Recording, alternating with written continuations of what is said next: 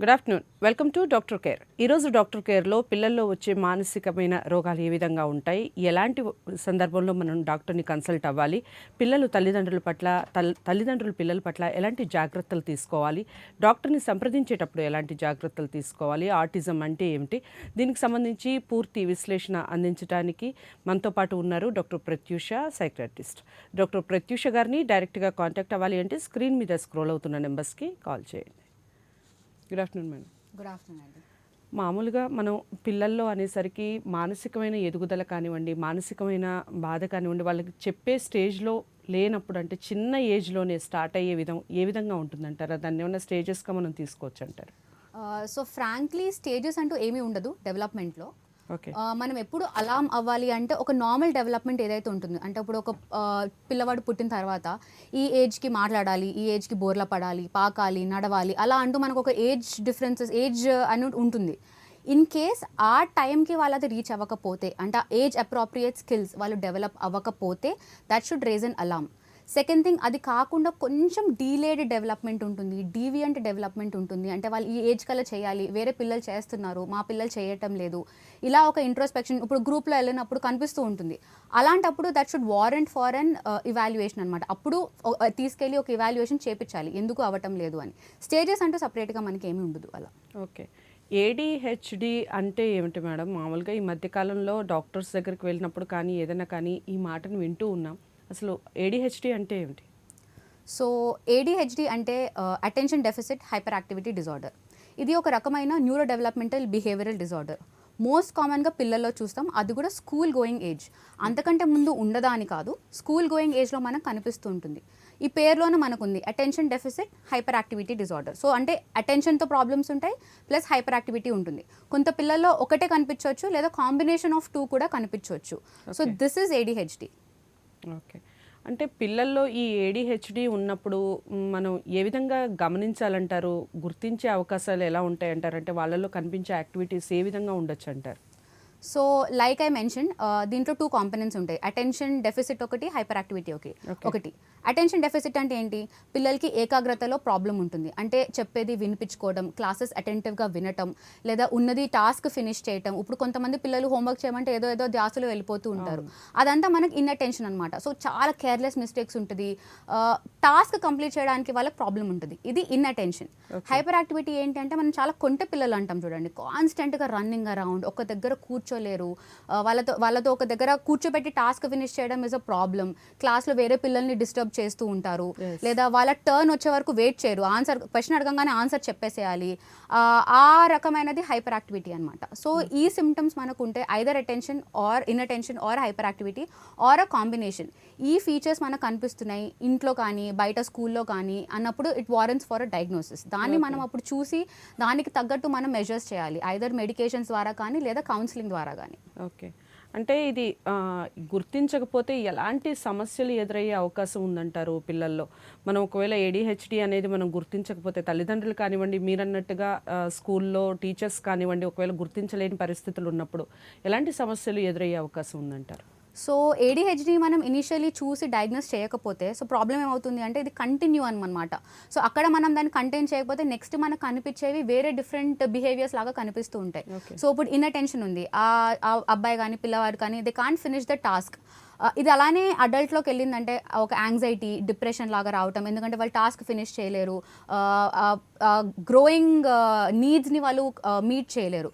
అదే hyper activity ఉందనుకోండి, for example parents ఏదో చెప్తారు, పిల్లలు వినరు, అది మనం మొండి బిహేవియర్ లాగా లేకపోతే టెంపర్ టాంట్రమ్స్ లాగా కనిపిస్తూ ఉంటాయి. అక్కడ నుంచి వాళ్ళు ఇంకొక కండిషన్ అంటాం ఓడిడి అని, ఒపోజిషనల్ డిఫైన్ డిజార్డర్. అంటే డిఫైయన్స్ అనమాట, ఏదైనా చెప్తే ఎందుకు వినాలి, ఎందుకు చేయాలి, అలాంటి ఒక డిఫైయన్స్.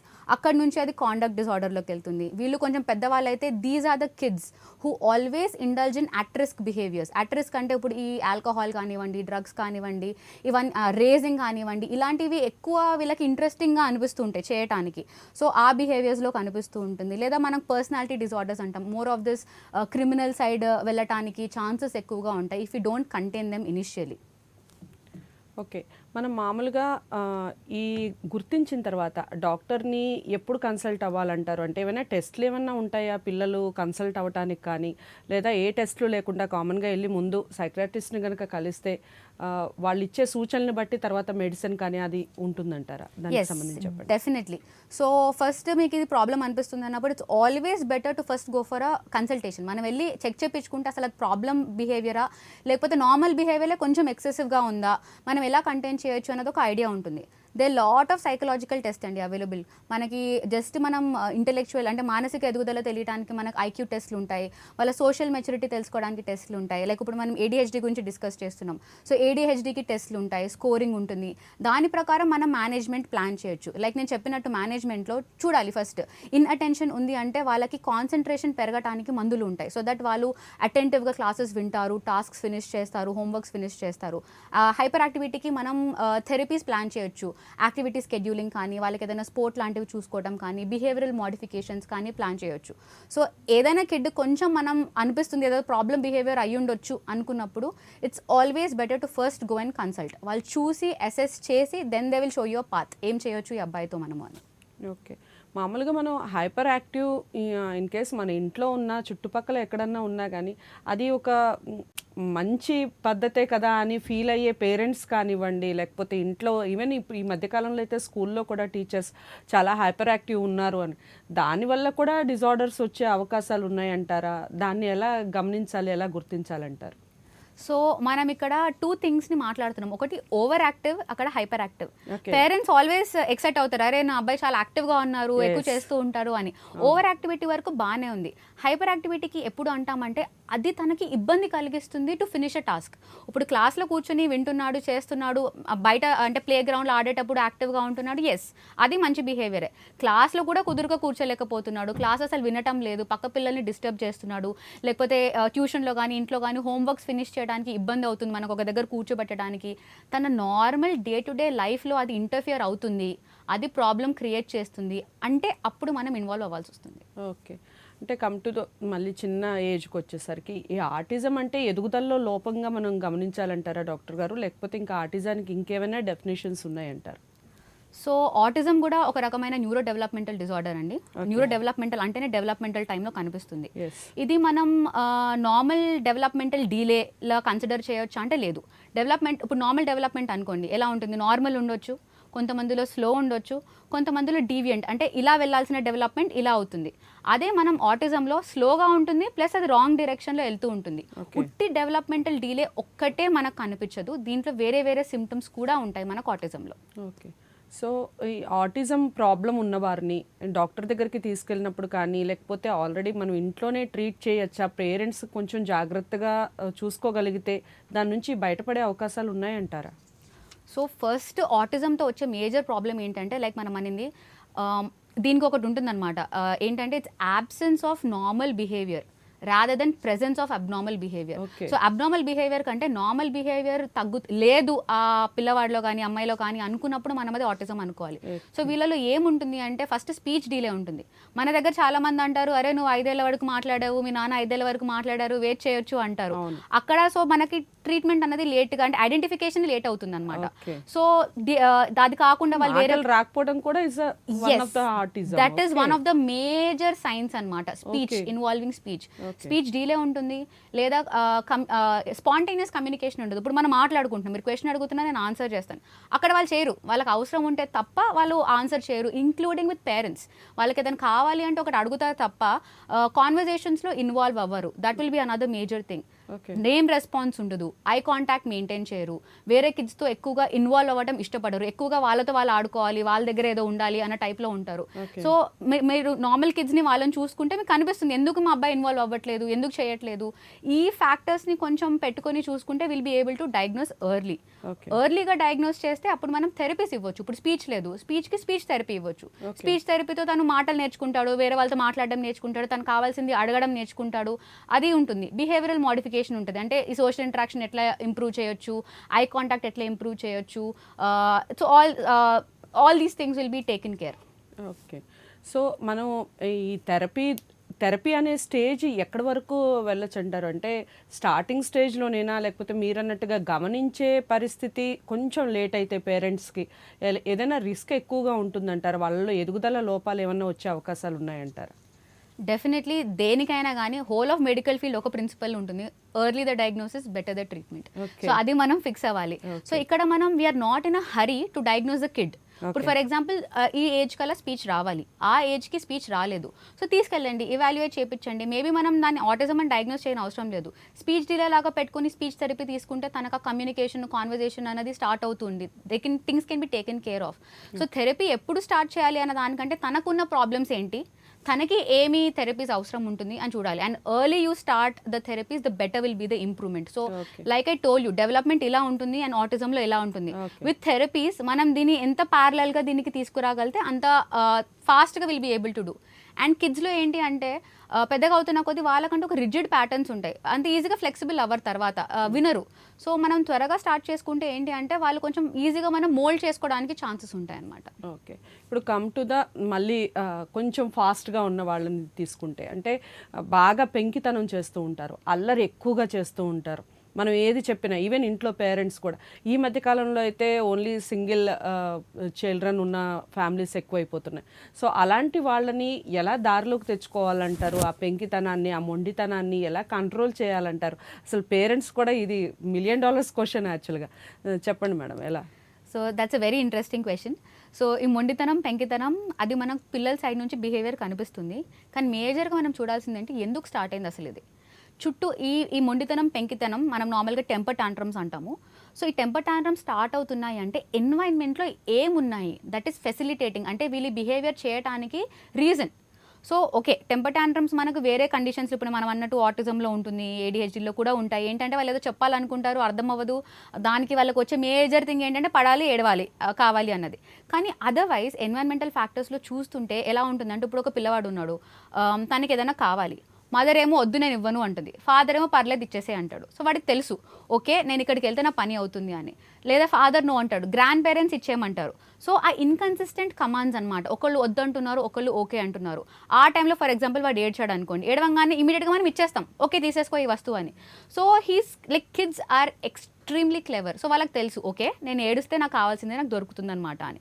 సో తెలియకుండా ఆన్సర్ దొరుకుతుంది అనేది వాళ్ళకి సో మనకు తెలియకుండానే మనం ఆటోమేటిక్గా బిహేవియర్ని వాళ్ళలో పెట్టేస్తున్నాము. సో ఇలా చేస్తే నేను ఇచ్చేస్తాను కావాల్సింది అనుకున్నది. ఓకే. సో పిల్లలకి సంబంధించి మానసికమైన ఎదుగుదల, మానసికమైన బాధలు ఏ విధంగా ఉంటాయి, దానికి ట్రీట్మెంట్ విధానం ఏ విధంగా ఉంటుంది, దీనికి సంబంధించి తెలుసుకునే ముందు డాక్టర్ కేర్లో షార్ట్ బ్రేక్ తీసుకుందాం. Welcome back to doctor care. ఈరోజు డాక్టర్ కేర్లో పిల్లల్లో మానసిక ఎదుగుదల, పిల్లల్లో వచ్చే బాధలు ఏ విధంగా ఉంటాయి, తల్లిదండ్రులు ఎలా గుర్తించాలి, అలాగే స్కూల్స్కి వెళ్ళే పిల్లల్లో మొండితనం, పెంకితనం తగ్గాలి అంటే ఏం చేయాలి, డాక్టర్ని ఎప్పుడు సంప్రదించాలి, థెరపీ విధానం ఏ విధంగా ఉంటుంది, చికిత్సా విధానం ఏ విధంగా ఉంటుంది, దీనికి సంబంధించి డిస్కస్ చేస్తున్నాం. డాక్టర్ ప్రత్యూష గారు, ప్రముఖ సైక్రటిస్ట్ మనతో పాటు ఉన్నారు. ప్రత్యూష గారిని డైరెక్ట్గా కాంటాక్ట్ అవ్వాలి అంటే స్క్రీన్ మీద స్క్రోల్ అవుతున్న నెంబర్స్కి కాల్ చేయండి. మేడం, మనం ఇంతకుముందు మాట్లాడుకున్నట్టు ఈ పెంకితనం, బాగా మొండితనం ఉన్న పిల్లల్ని కంట్రోల్ చేయాలి అంటే ఏవైనా థెరపీస్ ఉన్నాయని మీరు ఇంతకుముందు చెప్పున్నారు. అలాగే ఈ ఏకాగ్రత లోపం ఉన్నవారికి, అంటే ఒక దాని మీద ఒక సబ్జెక్ట్ చదువుతున్నారు లేదా ఒకటి రాస్తున్నారు, వాళ్ళు దాని మీదే ఖచ్చితంగా ఉండాలి అన్న ఏకాగ్రత ఉండాలి అంటే ఏదైనా మెడిసిన్ ఉంటుందా, దానికి చికిత్సా విధానం ఏదైనా ఉంటుందా చెప్పండి.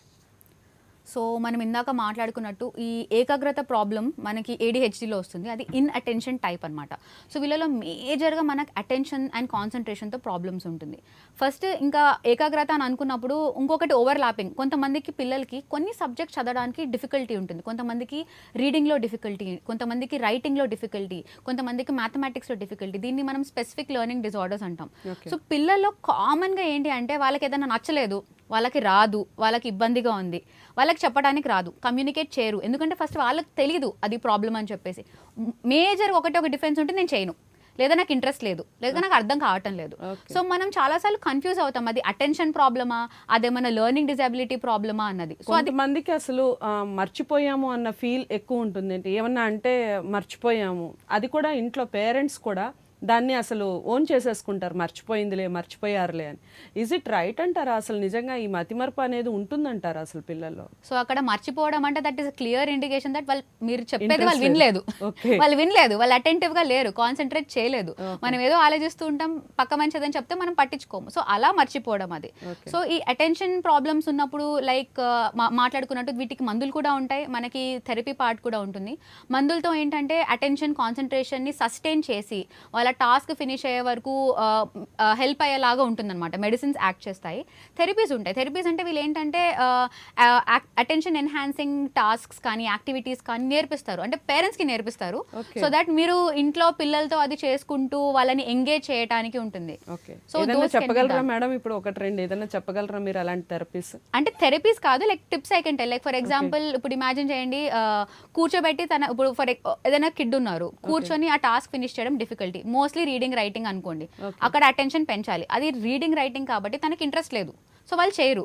రాదర్ మనం సేమ్ ఒక యాక్టివిటీ ఏదైనా పెట్టుకోండి, లైక్ పజిల్స్, బ్లాగ్స్ కానీ, వాళ్ళు కూర్చోవాలి, వాళ్ళకి సార్ట్ అవుట్ చేయాలి, ఆ పజిల్స్ని ఫామ్ చేయాలి. అది వాళ్ళకి ఆట కాబట్టి కొంచెం ఇంట్రెస్టింగ్గా ఉంటుంది, కూర్చొని చేస్తారు. సో దీంతో మనం అటెన్షన్ గ్రాడ్యువల్గా పెంచుతాం. మేబీ లైక్ 5-10 మినిట్స్ నుంచి 15-20 మినిట్స్. సో ఒకసారి కూర్చుంటున్నాడు అంటే మెల్లగా ఇక్కడ కూర్చోగలుగుతున్నాడు అంటే మనం సబ్జెక్ట్ వైజ్ కూడా కూర్చోగలగాలి. అలా గ్రాడ్యువల్ రీప్లేస్మెంట్ చేసుకుంటూ ఉండాలి. సో ఇప్పుడు మీరు అన్నట్టుగా కూర్చుంటారు, కొంతమంది పిల్లలు ఎలా ఉంటారు అంటే కూర్చుంటారు, చదువుతూనే ఉంటారు, బట్ వాళ్ళు అంత గ్రాస్పింగ్ ఉండదు, మీరు అన్నట్టుగా కాన్సన్ట్రేషన్ ఉండదు. మళ్ళీ కాసేపు ఒక 1 అవర్, ఒక ½ అన్ అవర్ అయిన తర్వాత మీరు ఏం చేశారు అంటే నథింగ్, బ్లాంక్, ఒక రకమైన మూడ్గా పెట్టేస్తూ ఉంటారు. వాళ్ళని ఎలా తీసుకోవాలంటారు అలాంటి పిల్లల్ని? సో వీళ్ళకి యాజ్ అ టోల్ కొంచెం మెడికేషన్స్ కూడా హెల్ప్ అవుతుంది. ఎందుకంటే మెడికేషన్స్ ఏంటంటే వాళ్ళకి కాన్సన్ట్రేషన్ ఎబిలిటీ అనేది ఇంక్రీజ్ అవుతుంది. సో వాళ్ళ గ్రాస్పింగ్ పవర్ కూడా ఇంక్రీజ్ అవుతుంది. ఇలాంటి వాళ్ళలో combination treatments are always better. ఒక్కదాన్ని ఫిక్స్ అవ్వడం కంటే 2-3 తీసుకుంటే మనకి ఇంప్రూవ్మెంట్ చాలా బెటర్ గా కనిపిస్తుంది. మెడిసిన్ ఉంటుందంటారా మేడం దీనికి? Yeah, medicines are there for inattention. Yes, attention పెంచడానికి మెడిసిన్స్ ఉన్నాయి. అండ్ మోస్ట్లీ అది మనం స్కూల్ టైమింగ్లోనే ఇస్తాం. సో దట్ స్కూల్లో వాళ్ళు కుదురుగా కూర్చొని మొత్తం క్లాసెస్ అంతా విని నోట్స్ అన్ని రాసుకుని అటెన్షన్ కాన్సన్ట్రేషన్ పెంచేలాగా ఉంటాయి మెడిసిన్స్. ఓకే. సో సైకోథెరపీ అనే మాటని మనం ఈ మధ్య కాలంలో విన్నాము. అంటే అసలు ఏమిటి సైకో అనే మాటనే మనం కొంచెం హార్డ్గా తీసుకుంటూ ఉంటాం. థెరపీ ఏమిటి, దానికి సంబంధించి చెప్పండి. సో బేసిక్లీ సైకోథెరపీ అంటే థెరపీ అండి. నార్మల్గా అర్థమయ్యే లాంగ్వేజ్ చెప్పాలంటే కౌన్సిలింగ్. నార్మల్ పీపుల్కి చాలా ఈజీగా అనిపించేది కౌన్సిలింగ్. అది కొంచెం లైక్ లిటరేచర్ వైజ్ మా సైడ్ నుంచి చూసుకుంటే సైకోథెరపీ అంటాం. So it's just counselling. So పిల్లలు ఎలాంటి కౌన్సిలింగ్స్ ఉంటాయి అంటే ఇప్పుడు మనం మాట్లాడినట్టు ADHDకి వాళ్ళకి యాక్టివిటీ ఎన్హాన్సింగ్ అలాంటివి ఉంటాయి, అటెన్షన్ ఎన్హాన్సింగ్, హైపర్ యాక్టివిటీ ఎట్లా కంట్రోల్ చేయాలి ఇలాంటివి. ఆటిజం వాళ్ళకి ఒక different type of therapies like behavioural modifications అట్లా ఉంటాయి. మిగతా కండిషన్స్ చూస్తాం లైక్ ఇప్పుడు OCDs, డిప్రెషన్స్, యాంగ్జైటీస్, ఇలాంటి వాళ్ళకి OCD ప్రాబ్లం ఉంటుంది. ఎస్ డెఫినెట్లీ ఉంటుంది. యాజ్ ఎర్లీ యాజ్ 6 years వరకు కూడా మీరు చూడగలుగుతారు. ఓన్లీ ప్రాబ్లం ఏంటంటే పిల్లలకి తెలీదు అది ప్రాబ్లం అని, వాళ్ళు కమ్యూనికేట్ చేయలేరు పేరెంట్స్కి. చెప్పిన సగం మంది పేరెంట్స్ కి కూడా తెలియదు దట్ అలాంటి ఒక ప్రాబ్లం ఉంటుంది, పిల్లల్లో కూడా పాసిబుల్ ఉంది. దానివల్ల మనకు దానికి సంబంధించి చిన్నప్పుడు అలాంటి పనులు చేస్తూ ఉంటే చేసిన పని శుభ్రంగా అతి శుభ్రం అనేది పిల్లలు మెచ్చుకునే ఛాన్సెస్ ఎక్కువ ఉంటాయి పేరెంట్స్. రైట్, చెప్పండి. సో అది బియాండ్ పాయింట్ ఆఫ్ రిలివెన్స్ వెళ్తుంది అంటే ఇంకా అది ప్రాబ్లం అని. కానీ చాలా మటుకు పేరెంట్స్ పిల్లలు చెప్పరు, పేరెంట్స్ కూడా తెలీదు. సో మనకు అక్కడ ట్రీట్మెంట్లో మనం లాగ్ అవుతూ ఉంటాం అనమాట. సో ఈ OCDs, యాంగ్జైటీస్, డిప్రెషన్స్ వీళ్ళందరికీ ఏమో CBTs కానీ సపోర్టివ్ సైకోథెరపీ కానీ ఇలాంటి థెరపీస్ అవైలబుల్ ఉంటాయి. ఓకే. ఈ పెద్దల్లో ఉండే డిప్రెషన్ ప్రాబ్లం, మీరు ఇప్పుడు డిప్రెషన్ అన్నారు కాబట్టి డిప్రెషన్ ప్రాబ్లం పిల్లల్లో కూడా ఉంటుందా? దానికి లక్షణాలు ఏ విధంగా ఉంటాయి? డిప్రెషన్గా ఉండే మామూలుగా పెద్దవాళ్ళు ఎలా ఉంటారో పిల్లలు కూడా అదే ఉంటుందా? ఏమైనా డిఫరెన్స్ ఉంటుందంటారా పిల్లలు? సో డిప్రెషన్ పాసిబుల్ అండి పిల్లల్లో కూడా. It is seen, commonly seen. ప్రీ స్కూలర్స్లో తక్కువ, పెద్దగా అవుతున్న కొద్దీ ససెప్టబిలిటీ అనేది పెరుగుతూ ఉంటుంది. సో పిల్లల్లో like I told you main common response ఏదైనా అవనివ్వండి, యాంగ్జైటీ అవనివ్వండి, డిప్రెషన్ అవనివ్వండి, లేకపోతే కోపం, ఇరిటబిలిటీ, అగ్రెషన్ ఫస్ట్. సో ఇది మేజర్ డిఫరెన్షియేటింగ్ ఫ్యాక్టర్ మనకి పెద్దవాళ్ళకి పిల్లలకి. పెద్దవాళ్ళలో ఏంటి అంటే ఆ లో మూడ్, సాడ్ ఫీలింగ్, ఎక్కువగా ఏడవడం ఉంటుంది. పిల్లల్లో కూడా ఉంటుంది కానీ వాళ్ళు అర్థం చేసుకోలేరు. సో వాళ్ళు క్వైట్గా ఉంటారు. ఎందుకు క్వైట్గా ఉన్నారని పేరెంట్స్ అడుగుతారు. ఇమీడియట్గా వచ్చేది ఏంటంటే రియాక్షన్, ఇరిటేషన్. సో ఇరిటబిలిటీ అన్నది చాలా కామన్ ఫ్యాక్టర్. అండ్ అది ఇరిటబిలిటీ అనేది ఒక్క సిమ్టమ్ కాదు, దాని వెనకాల చాలా ఉంటుంది. We have to dig deep, ఏంటి అసలు ఎందుకు ఇరిటబిలిటీ వస్తుంది అన్నదానికి. అదర్ దెన్ దాట్ మిగతా ఫ్యాక్టర్స్ ఉంటాయి లైక్ వేరే పిల్లలతో ఎక్కువ ఇంటరాక్ట్ అవ్వరు, కామ్గా ఉంటారు. They try spending most amount of time ఒక్కళ్ళే ఉండటం, లేదా డైవర్ట్ అవ్వడానికి గ్యాడ్జెట్ అడిక్షన్లోకి వెళ్తున్నారు. ఈ మధ్య మనం ఈ కోవిడ్ టైం స్టార్ట్ అయినప్పటి నుంచి మోర్ ఆఫ్ గ్యాడ్జెట్స్ చూస్తున్నాం. దే స్పెండ్ చాలా టైం గ్యాడ్జెట్స్ మీద. సో బీయింగ్ క్వైట్, ఎక్కువ ఫ్రీక్వెంట్ క్రైయింగ్ స్పెల్స్ ఉండటం, సూసైడల్ ఐడియేషన్స్ కూడా ప్రాబ్లం. కోవిడ్ టైం అన్నారు కాబట్టి పాండమిక్ లో బాగా పిల్లలు మొబైల్స్ కి చాలా అడిక్ట్ అయిపోయారు. ఆల్మోస్ట్ ఎడిక్ట్ అనే దానికి ఎగ్జాక్ట్గా అసలు డెఫినేషన్ దొరుకుతుంది మనకి, కళ్ళతో చూస్తున్నాం. సో ఈ ఎడిక్షన్ నుంచి పిల్లల్ని బయటకేయాలంటే ఏమైనా టిప్స్ ఉంటాయంటారా? డెఫినెట్లీ ఈ కోవిడ్ టైంలో ఈ behavioural addiction, phone addiction, gadget addiction చాలా వచ్చింది. వాళ్ళకి ఆన్లైన్ క్లాసెస్ అని ఫోన్ ఇస్తే దాంట్లో యూట్యూబ్ లేదా గేమ్స్ ఇవన్నీ వస్తూ ఉన్నాయి. సో వీళ్ళకి ఫస్ట్ ఏంటంటే స్క్రీన్ టైం అన్న తగ్గించాలి. అండ్ పేరెంటల్ సూపర్విజన్ చాలా ఇంపార్టెంట్. చాలా మటుకు ఏమవుతుందంటే పేరెంట్స్ వర్కింగ్ ఉంటారు, కిడ్కి ల్యాప్టాపో ట్యాబో ఫోనో ఇచ్చేస్తున్నారు. దే ఆర్ నాట్ సీయింగ్ అందులో వాళ్ళు ఏం చేస్తున్నారు, క్లాస్ అటెండ్ అవుతున్నారా, గేమ్స్ ఆడుకుంటున్నారా, ఇంకేదైనా చేస్తున్నారా అని లేదు. So parental supervision is important. Screen time అనేది మెయింటైన్ చేయాలి. ఇప్పుడు క్లాసెస్ ఉన్నాయి, I've seen so many schools ఒక హాఫ్ అన్ అవర్ క్లాస్ ఉంటే 15 minutes స్క్రీన్ బ్రేక్ ఉంది. కానీ పిల్లలు మాత్రం 15 minutesలో ఇమీడియట్గా ఒక యూట్యూబ్ వీడియోకి మారిపోవడమో, లేకపోతే ఇంకేదైనా గేమ్ ఆడుకోవటమో ఇలాంటివి చేస్తున్నారు. సో ఒక పేరెంటల్ సూపర్విజన్తో ఉండి ఈ స్క్రీన్ టైంని మానిటర్ చేస్తూ, అవసరం లేనప్పుడు ఫోన్ని, గ్యాడ్జెట్ని తీసేసి రాదర్ ఆ ఏజ్ పిల్లలతో ఆడుకోవటమో, లేకపోతే పేరెంట్స్తో టైం స్పెండ్ చేయటమో, పేరెంట్స్ అండ్ కిడ్స్ టుగెదర్ ఏదైనా హాబీ పికప్ చేయొచ్చు. లైక్ గార్డెనింగ్ కానివ్వండి, పెట్ని వాక్కి తీసుకెళ్ళడం కానివ్వండి. సో దాంతో ఇద్దరి మధ్యలో బాండింగ్ కూడా పెరుగుతుంది అండ్ ఈ గ్యాడ్జెట్ అడిక్షన్ అన్నది కూడా తగ్గించుకుంటూ రావచ్చు. ఓకే. ఏదైనా స్పెషల్గా ఫుడ్ ఐటమ్స్ కానివ్వండి అలాంటివి ఏదైనా పెడితే ఈ ఎదుగుదలకు సంబంధించి తీసుకునే అవకాశం ఉందంటారా? లేకపోతే మీరు అన్నట్టుగా మామూలుగా తినే ఫుడ్ తింటూనే వాళ్ళలో ఆ ఎదుగుదల కనిపిస్తుందంటారా? ఏదైనా స్పెషల్గా ఫుడ్ ఉంటుందంటారా? నార్మల్ ఫుడ్తో కూడా ఎదుగుదల ఉంటుంది. ఫుడ్తో స్పెసిఫిక్గా మనం ఎన్హాన్స్ చేయొచ్చు అని ఏం లేదు. కానీ సర్టన్ ఫుడ్స్ ఉన్నాయి which are good for health. So good for health అంటే brain health also, I mean like ఇప్పుడు మనం ఈ ఒమేగా ఫ్యాటీ యాసిడ్స్ అంటాము. రైట్ నౌ మనం చాలా చూస్తున్నాం సిరప్స్లలో కానీ టాబ్లెట్స్లలో కానీ ఒమేగా త్రీ అని. సో ఈ గుడ్ ఫ్యాట్స్, ఇవన్నీ గుడ్ ఫ్యాట్స్ ఏంటి అంటే ఒక ఫ్యాట్ వైటమిన్స్ ఉంటాయి, ADE. ఒమేగా 3 ఇస్ బెటర్ అంటారు. Yeah, it is good. It is a fatty acid. It helps in brain growth and development. So natural ఫుడ్స్లో ఉన్నాయి లైక్ నట్స్, డ్రై ఫ్రూట్స్, ఈ berries like blueberries, raspberries, వీటిలో ఉంటుంది. Antioxidants and flavonoids are important. అన్ని coloured vegetables, all coloured vegetables are rich in antioxidants and flavonoids. ఈ broccoli, green leafy vegetables, coloured capsicums, ఇవన్నీ. So దీంతో normal అంటే lagging కిడ్కి improvement ఉంటుందంటే చెప్పలేము, దట్ వీ కాంట్ వారెంట్. కానీ it helps in overall growth and development of the kid. Okay. పిల్లలకి సంబంధించి వాళ్ళ మానసిక ఎదుగుదల కానివ్వండి, లేదా వాళ్ళకి సంబంధించి పూర్తి సమాచారాన్ని, ముఖ్యంగా వాళ్ళలో ఉన్న పెంకితనాన్ని, వాళ్ళకున్న మొండితనాన్ని తగ్గించాలంటే ఏం చేయాలి అనేది చాలా చక్కగా చెప్పారు madam. Thank you so much. ఇది ఇవాల్టి డాక్టర్ కేర్. రేపటి డాక్టర్ కేర్లో మళ్ళీ కలుసుకుందాం. అంతవరకు సెలవు. నమస్తే.